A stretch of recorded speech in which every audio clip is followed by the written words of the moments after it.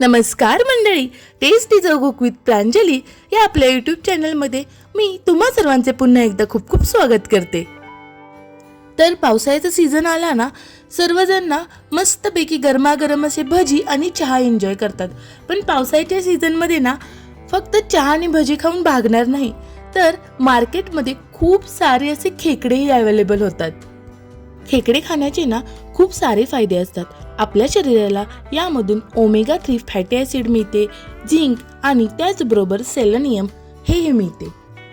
खेकडा खाण्याने ना आपल्या शरीरातील रोगप्रतिकार शक्ती सुधारते, मेंदूचे व हाडांचे आरोग्यही सुधारते।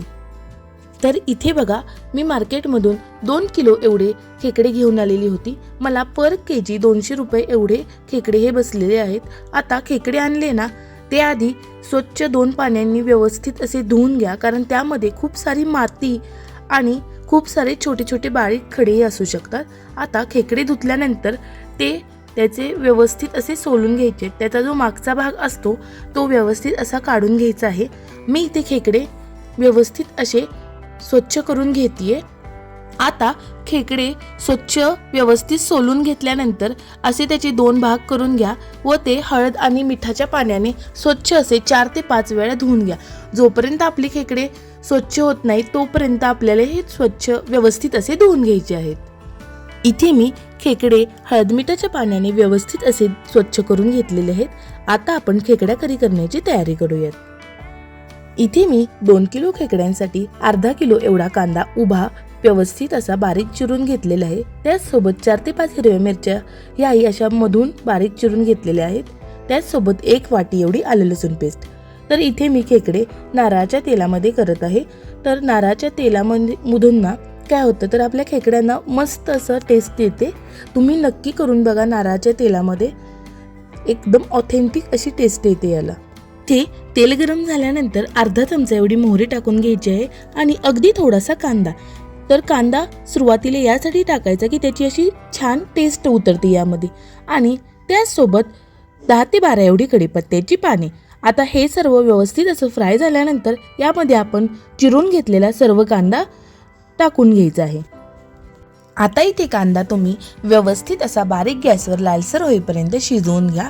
आता यामध्ये आपण जी हिरवी मिरची मधून कट करून घेतलेली होती तीही यामध्ये टाकून घेऊयात। तर बघा, मी कांदा जास्त असा करपवलेला नाहीये, तर हा व्यवस्थित असा सोनेरी रंगावरती शिजवून घेतलेला आहे। आता हिरवी मिरची टाकल्यानंतर मी इथे आलं लसूण पेस्टही टाकून घेते आणि आलं लसूण पेस्ट टाकल्यानंतर त्याचा कच्चा वास जाईपर्यंत ते व्यवस्थित असं भाजून घ्यायचं आहे। तर इथे मला 5 मिनिटं आलं लसूण पेस्ट भाजून झालेली आहे। त्याला व्यवस्थित असं तेलही सुटलेलं आहे। आता यामध्ये आपण हळद मिठाच्या पाण्याने जे खेकडे आपण स्वच्छ धुवून घेतलेले होते ते टाकून घेऊयात आणि हे व्यवस्थित असं एकत्र परतून घेऊयात।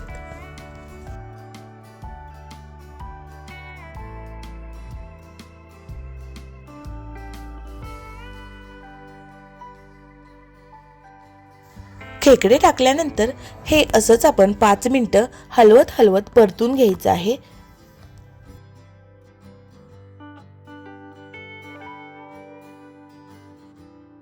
आता इथे खेकडे कांदा आणि आले लसूण पेस्ट सोबत व्यवस्थित असे एकत्र करून झालेले आहेत व 5 मिनिटं मी याला असेच हलवून हलवून परतून घेतलेलं आहे। आता यामध्ये आपण चवीनुसार मीठ आणि हळद टाकून हे पुन्हा एकदा एकत्र करून घ्यायचं आहे।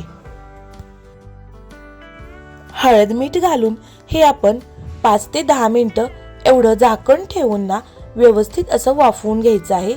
ज्याप्रमाणे आपण मटण किंवा चिकन कसं हळद आणि मीठ घालून वाफवून घेतो, म्हणजेच उकड काढून घेतो, त्याचप्रमाणे आपण खेकडेही व्यवस्थित असं झाकण ठेवून वाफवून घ्यायचे आहेत।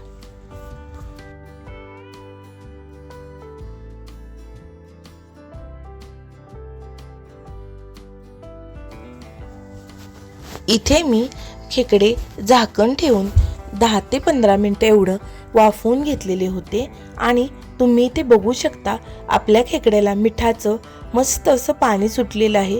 हे पाणी तुम्ही लहान मुलांना जरी दिलं तरी त्यांच्यासाठी खूप म्हणजे खूप प्रोटीन युक्त असतं। आता झाकण काढल्यानंतर मी 10 मिनिटानंतर यामध्ये गरम पाणी हे 1 ग्लास एवढं घालून घेत आहे आणि पुन्हा एकदा मी याला झाकून वाफवून घेते. तुम्ही इथे बघा मस्त असं आपलं खेकड्याचं आळणी म्हणता येईल हे तयार आहे. तुम्ही हे सूप आपल्या लहान मुलांना देऊ शकता. इथे मी आता जे बेसिक स्पाइसेस आहेत म्हणजे जे मसाले आहेत ते घालून घेते. इथे मी 2.5 चमचे एवढं लाल तिखट, हे लाल तिखट माझं घरचं बनलेलं आहे. तुम्ही तुमच्या आवडीनुसार तिखटाचं प्रमाण कमी जास्त करू शकता. तर त्याचसोबत इथे मी 2 चमचे एवढी धना पावडर आणि सर्वात महत्त्वाचं म्हणजे यामध्ये मी अर्धा चमचा एवढं काळे मिरी पूड टाकत आहे. काळे मिरी पूड तुम्ही अजिबात स्किप करू नका, यामुळे आपल्या करीला अशी ऑथेंटिक अशी टेस्ट येते. आणि त्याचसोबत मी इथे 1.5 चमचा एवढा गरम मसाला टाकून घेतलेला आहे. आता आपण हे सर्व मसाल्यांचा कच्चा वास जाईपर्यंत व्यवस्थित असं परतून घेऊयात. आता इथे आपल्या करीची सर्वात महत्त्वाची स्टेप ते म्हणजे ओल्या नारळाचं दूध. मसाले सर्व आपले व्यवस्थित असे भाजून झाल्यानंतर इथे 1.5 ग्लास एवढं ओल्या नारळाचं दूध तुम्ही घालून घ्या. मी इथे ओल्या नारळाचं दूध हे आधीच काढून घेतलेलं होतं.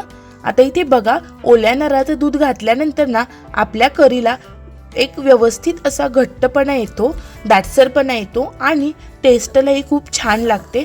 ओल्या नारळाचं दूध घालून झाल्यानंतर करी जास्त वेळ शिजवून घ्यायची नाहीये, कारण ऑलरेडीच आपले खेकडे व्यवस्थित असे शिजून झालेले होते. त्यामुळे ओल्या नारळाचं दूध घातल्यानंतर करी ही फक्त 5 मिनिटच तुम्ही शिजवून घ्या. तुम्ही इथे बघू शकता नारळाच्या दुधातली आपली मस्त अशी खेकडा करी बनवून तयार आहे. खूप छान लागते. तुम्ही नक्की म्हणजे नक्की या सीझनला ट्राय करा. आणि हे बघा चपातीसोबत, भातासोबत, कशासोबतही तुम्ही मस्त अशी एन्जॉय करू शकता आणि आपले खेकडे व्यवस्थित असे शिजलेही जातात.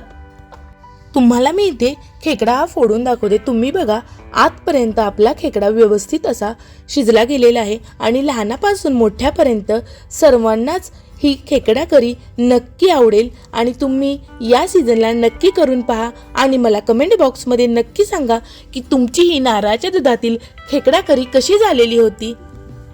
आणि अशाच नवनवीन आणि ऑथेंटिक रेसिपींसाठी टेस्टी चव कुक विथ प्रांजली या आपल्या यूट्यूब चॅनलला लाईक, शेअर, सबस्क्राईब करायला विसरू नका.